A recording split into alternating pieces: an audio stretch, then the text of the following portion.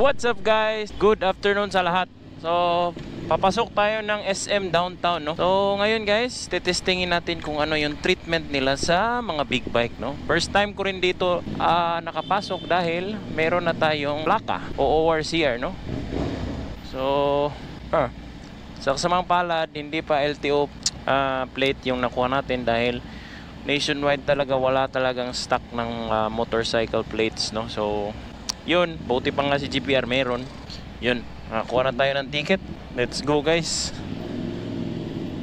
Dito tayo sa underground ng underground.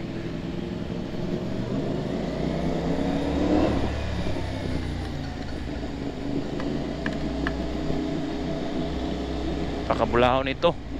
Butit hindi SC Project yung nilala ko.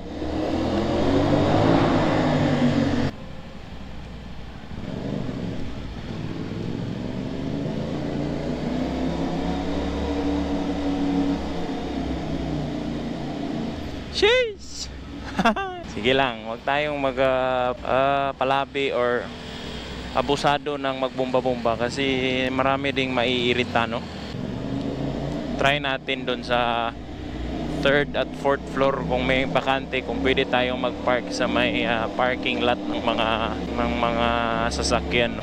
Kasi meron ditong mga parking lot na pwede rin sa maliliit na vehicle, no? Kagaya nito, pwede din dyan. Pwede tayo mag-park dyan. Pwede tayo mag-park sa no parking. Anyway, doon na tayo ka. Doon sa may maliit na walang no parking. Dito guys. Hindi na tayo dito. Okay. L3L. Pwede na yan dyan. So, meron pa lang no parking, no? Hindi lang siya, nabura lang siya, pero yan, pwede rin yan dyan, no? Andito tayo sa Moto World, no? SM Downtown. So, guess what? May hinahanap kasi akong water resistant or waterproof talaga na belt bag, no? So, ayun guys, si Bro JM, may inoffer talaga sa akin. Asa bro, pagawas bro. Ito po yung nabili ni... Ito po yung nabutol niya sa akin. Isang GB. Waterproof yan. Waterproof na. Tignan na yung laman. Yung laman, may pera to. Nilagyan ni Bossing. Yan. O see, waterproof talaga so, yun guys. Parang yung bag ko lang na tinutupi lang para hindi talaga makapasok yung tubig, no? In preparation so, yun guys. Yan. Nabudol na naman tayo. So ayun guys, balik na tayo. Nabudol na kasi tayo eh. So hindi ko ma-deny guys, kailangan ko talaga ng isang maliit na bag na indeed waterproof, no? So yan yung startup niya guys. Sheesh! Cold start naman tayo.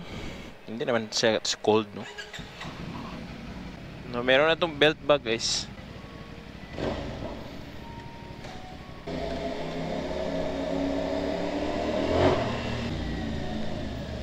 So, yan guys, yan yung parking spot ng mga motor dito, no? So, hindi tayo pwedeng sumiksik dyan, tangina.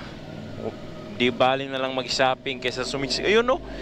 May CB500 dun, naka-parking sa parking lot talaga.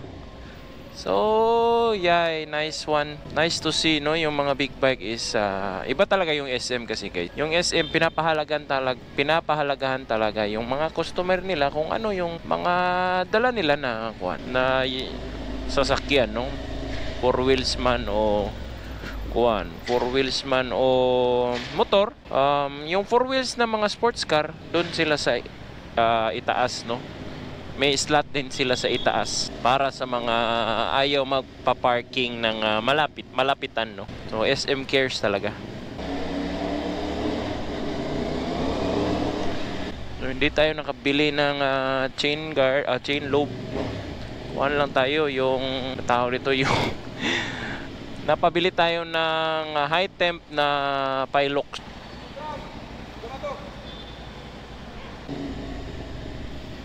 Okay, nakalabas na tayo. Balik na tayo sa opisina. So, yun lang muna guys para sa ating short vlog for today's video.